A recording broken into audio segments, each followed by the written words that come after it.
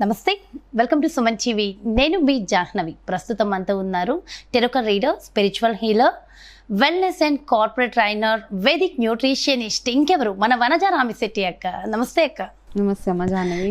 అక్క, ఈరోజు నేను కంప్లీట్గా చేంజ్, అంటే ఇన్ని రోజులు మనం స్పిరిచువల్ రెమెడీస్ అవి చెప్పాం కదా, సో అలా కాకుండా యాజ్ ఏ కార్పొరేట్ ట్రైనర్, మీరు 20 years కార్పొరేట్లో మీరు వర్క్ చేసి ఉన్నారు కాబట్టి, సో మీ ఎక్స్పీరియన్సెస్ ఈ జనరేషన్కి చాలా ఇంపార్టెంట్ కాబట్టి, సో జనరల్గా ఒక ఎంప్లాయీ రకరకాల ప్రాబ్లమ్స్ ఫేస్ చేస్తూ ఉంటారు కదా, సో వాళ్ళకి సొల్యూషన్స్ కావాలని కూడా అందరూ వెయిట్ చేస్తున్నారు. సో ఎంతోమంది ఎన్నో చెప్పినా ఓన్ ఎక్స్పీరియన్స్ మీకు ఉంటుంది కాబట్టి, మీ ఎక్స్పీరియన్స్తో ఎంప్లాయీస్ విషయానికి వస్తే, ఎవరైనా ఒకళ్ళు జాబ్లో జాయిన్ అయినప్పుడు రకరకాల గాసిప్స్ కానీ, అక్కడ రకరకాల సిచ్యువేషన్స్, రకరకాల వ్యక్తులు ఉంటూ ఉంటారు కదా, అలాంటి పరిస్థితుల్లో ఒక ఆఫీస్లో వాటిని అన్నిటినీ మనం అసలు ఎలా ఫేస్ చేయాలక్క? Thank you for this question first of all. ఎందుకంటే ఇది నా కార్పొరేట్ ఎక్స్పీరియన్స్కి మళ్ళీ తీసుకెళ్ళిపోతున్నాను నేను అనమాట. నేను ఇప్పుడు కంప్లీట్గా డిఫరెంట్ లైన్లో ఉన్నాను కాబట్టి, బట్ ఈ క్వశ్చన్ అడిగావు కాబట్టి, నార్మల్గా వర్క్ ప్లేస్లో ఏమవుతుందంటే అమ్మ, ఎస్పెషలీ అంటే ఒక్కొక్క ఆర్గనైజేషన్లో ఒక్కొక్క కల్చర్ ఉంటుంది కదా.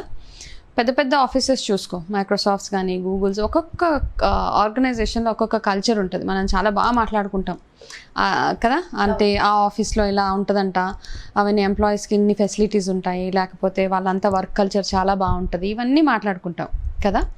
అంటే ప్రతి ఒక్కరు ఎక్స్పెక్ట్ చేసేది అదే. అట్లాంటి ఎక్స్పెక్టేషన్ తోటే ఏ ఆర్గనైజేషన్లో అన్నా జాయిన్ అవుతాం మనం. కానీ ప్రతి ఆఫీస్లో మనకేంటే grass on the other side is always green అంటారు కదా, అటు సైడ్ ఎప్పుడు అలాగే ఉంటుంది అనిపిస్తుంది. డైరెక్ట్గా మనం ఇన్వాల్వ్ అయ్యి చూస్తే కానీ మనకు తెలీదు.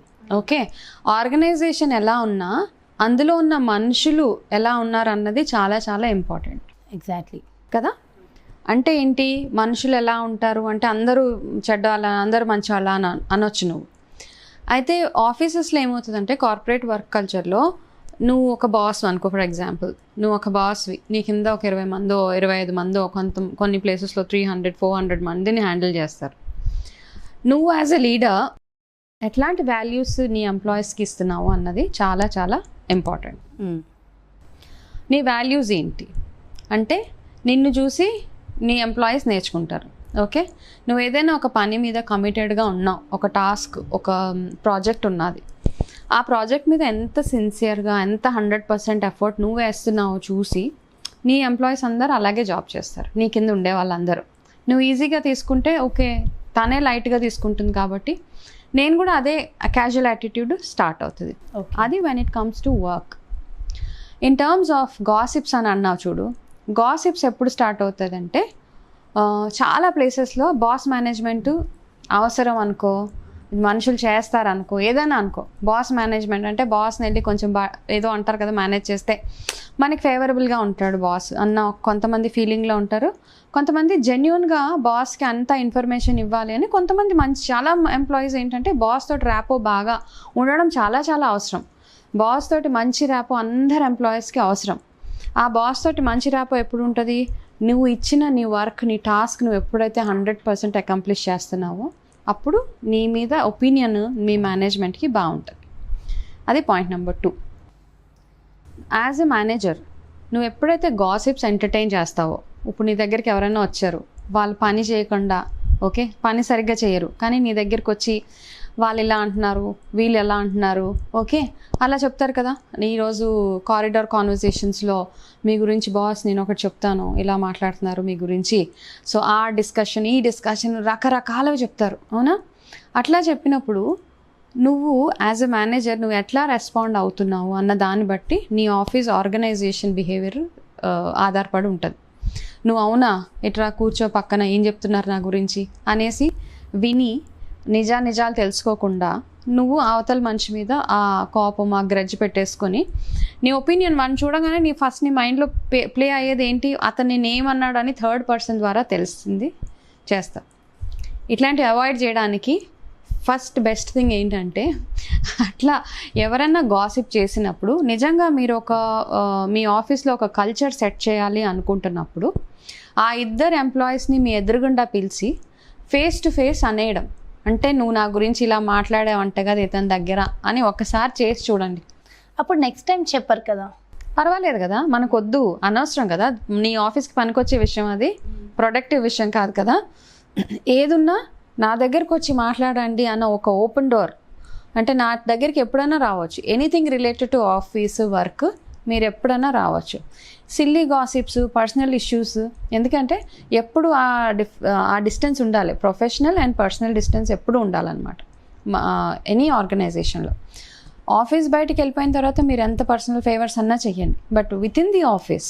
ఎందుకంటే మీరు ఒక పని గురించి అక్కడ జాయిన్ అయ్యారు, మీకు ఇచ్చే వాటెవర్ డెసిగ్నేషన్స్ కానీ, జాబ్ కానీ, మనీ కానీ, it's all depended to the work కదా. దానికోసం పే చేస్తున్నప్పుడు అన్వాంటెడ్ గాసిప్స్ అవన్నీ చెప్పి మీరు యాజ్ అ మేనేజర్ మీరు ఏవైతే ఎంటర్టైన్ చేస్తారో అదే మీ కల్చర్. మీరు మేనేజర్గా I don't entertain this culture అని చెప్పి ఒకసారి ఓకే నేను ఎవరు ఏమన్నారు, ఓకే అది మన పనికి ఎఫెక్ట్ అవుతుందా, ఇద్దరిని పిలిచి మాట్లాడి క్లోజ్ చేసేయండి. రెండోసారి వాళ్ళు మాట్లాడే ఛాన్స్ ఉంటుంది అక్కడ. ఓకే, అప్పుడు చాలామంది అనుకుంటారు అప్పుడు మన వెనక మాట్లాడుకుంటారేమో, సో అలాంటివి కూడా ఉంటాయి కదా. How does it matter? How does it matter కదా. ఒక ఆర్గనైజేషన్లో నువ్వు గ్రో అవ్వాలి as a leader, as a manager, as an employee, ఆ గాసిప్స్ని ఫస్ట్ ఆఫ్ ఆల్ పక్కన పెట్టేయాలి. ఈ గాసిప్స్ ఇవన్నీ ఏంటంటే unproductive things. First of all దానికి ఎవరైతే ఎక్కువ వాల్యూ ఇచ్చి ఎక్కువ ఫోకస్ చేసి ఇంటికి వెళ్ళాక నిద్ర పట్టకుండా ఓకే వాళ్ళు సక్సెస్ ఎలా చూస్తారు? Doesn't matter. నీ వర్క్ రిలేటెడ్ అయితే ఎనీథింగ్ రిలేటెడ్ టు వర్క్ మీరు వాళ్ళకి 100% అప్రూవల్ ఇవ్వాలి. ఏ టైము వచ్చి నాతో మాట్లాడవచ్చు మీరు అనేసి. అది లేనప్పుడు వేరే విషయాలు, personal issues should not bother. Yes. So ఆఫీస్కి సంబంధించి అయినా ఏదైనా ఎక్కువగా గాసిప్స్ లాగా ఉంటే మాత్రం అది పట్టించుకోకపోవడం బెటర్. ఏదైనా మీ వర్క్ని ఎఫెక్ట్ అవుతున్నప్పుడు face to face. Okay, first best thing నేను సజెస్ట్ చేసేది, ఎవరైనా చేసినా చేయకపోయినా ద బెస్ట్ థింగ్ ఈజ్ ఇద్దరిని పిలిచి ఫేస్ టు ఫేస్ నువ్వు ఇలా అన్నావా, నువ్వు ఇలా అన్నావా అంటే రెండోసారి ఆ కల్చర్ వెళ్ళిపోతుంది. అమ్మో ఈయన గురించి మనం బయట మాట్లాడితే పిలిచి ముఖం మీద అడిగేస్తారు, ఈవిడ అడిగేస్తుంది అన్న ఒక ఫీలింగ్ తోటి ఓకే ఆ డిస్కషన్స్ రావు, ఆ కల్చర్ కూడా ఉండదు ఆ ఆర్గనైజేషన్లో కదా. ఎస్. అలాగే కొత్త ఎంప్లాయీ జాయిన్ అయినప్పుడు కూడా ఒక ఎక్స్పెక్టేషన్ తోటి జాయిన్ అయినప్పుడు చాలామంది ఏం చేస్తారంటే కొత్త ఎంప్లాయీ జాయిన్ అవ్వగానే కూర్చోపెట్టి వాళ్ళ గురించి వీళ్ళ గురించి ఒక పర్సెప్షన్ పెట్టేస్తారు మైండ్లో. ఇదిగో నువ్వు వాళ్ళ దగ్గరికి వెళ్తావా, వీళ్ళ దగ్గరికి వెళ్ళకు, వాళ్ళు ఇలాగా వీళ్ళు అలాగా అని వచ్చి రాగానే వాళ్ళని ఫస్ట్ బెదరగొట్టేసి కూర్చోబెడతారు. అవును. ఓకే, ఆ వచ్చిన ఎంప్లాయీకి ఎవరి దగ్గరికి వెళ్తారు, వాళ్ళు నిజంగా ఎంత ఓపెన్ మైండ్ తోటి వచ్చినా వాళ్ళు వెళ్ళి ఇక వాళ్ళతో మాట్లాడలేరు అనమాట. ఓకే వీడు వాళ్ళని ఆ క్యారెక్టర్ తోటే చూస్తారన్నమాట, వీడు జెలస్, వాడు గ్రీడీ, వీడు యాంగర్ అలాగా. సో అలా కాకుండా మొత్తం అందరినీ మనం ఏ పని గురించి వచ్చామో అది చెప్తే మనం ఇంట్రడ్యూస్ చేసే పద్ధతిలో యాజ్ అ మేనేజర్ వీళ్ళందరూ మన టీం మనం కలిసి అంటే ఒక బిహేవియరల్ ప్యాటర్న్ అవన్నీ మీరే ఇంట్రడ్యూస్ చేయాలి అక్కడ. ఓకే, సో అట్లా చేసినప్పుడు ఎనీ ఆర్గనైజేషన్, అది చిన్న ఆర్గనైజేషన్ అన్నా పెద్ద ఆర్గనైజేషన్ అన్నా, మేనేజర్స్ లీడర్స్ ఎట్లాంటి బిహేవియర్ అయితే వాళ్ళకి అంటే ఇంట్రడ్యూస్ చేస్తారో అదే అక్కడ దాన్ని కంటిన్యూ అనమాట.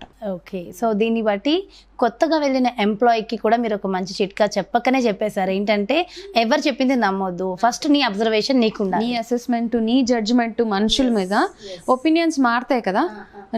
నీకు మంచి నాకు చెడ్డోడు అవ్వచ్చు. ఓకే, నీ విషయంలో మంచి అతను, నా విషయంలో చెడ్డోడు అవ్వచ్చు. అంటే చాలా చాలా ఉంటాయి కదా.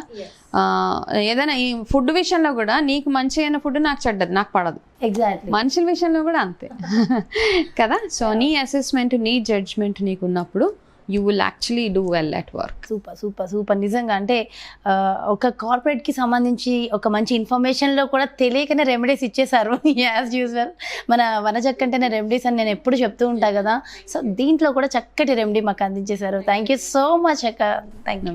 నమస్తే. చూసారు కదండి, అంటే జనరల్గా ఇన్ని రోజులు కూడా స్పిరిచువల్కి సంబంధించి వెళ్ళాం, బట్ కార్పొరేట్ కల్చర్, అక్కడ ఉండే problems, even as a employee, corporate అనే కాదు ఎక్కడ ఒక ఎంప్లాయీగా వర్క్ చేసినా అక్కడ ఉండేటటువంటి ప్రాబ్లమ్స్కి ఖచ్చితంగా సొల్యూషన్స్ కావాలి. అది చాలా ఇంపార్టెంట్. బికాస్ ఆఫ్ ఇప్పుడున్న సిచ్యువేషన్స్లో అందరూ కూడా ఎక్కువగా 90% ఎంప్లాయీసే ఉన్నారు కాబట్టి వాళ్ళందరినీ ఉద్దేశించి మేము కొత్తగా సిరీస్ స్టార్ట్ చేసాం. సో మీ అందరికీ ఖచ్చితంగా ఈ వీడియో నచ్చిందని అనుకుంటున్నాం. ఇక మీదట కూడా మంచి మంచి టాపిక్స్తో మీ ముందుకు వచ్చేస్తున్నాం. సో మరి బ్యూటిఫుల్ వీడియోతో మళ్ళీ మీ ముందుకు వచ్చేస్తాం. అంతవరకు సెలవు. నమస్తే.